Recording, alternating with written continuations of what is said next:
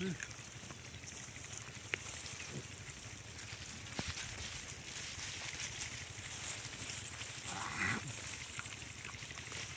তো শিয়াল ধরছি ওই দেখি গাছ আলু দিয়ে শিয়ালের ধার দিয়ে বাঁশের ধার দিয়ে খাওয়া দিচ্ছি বাঁশের ধার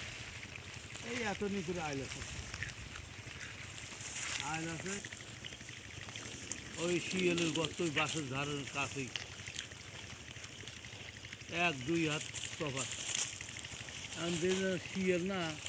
গঙ্গায় আর এই যে এর বাচ্চা না এর বাচ্চা যদি তল পরে ওর মতো যদি পড়ে তাহলে তো বসাই দিবে বাচ্চা এইগুলোর বাচ্চার মতনই আছে কতগুলো বাচ্চা এরকমই আছে কালো সাদা লাল এরকম আছে শিয়ালের গায়ের রঙ আছে কারণ করছি যে এটা তো সেই শিয়ালের গর্ত সেই একজন করছে কি না এই সব বাচ্চা মারি আলাদা তখন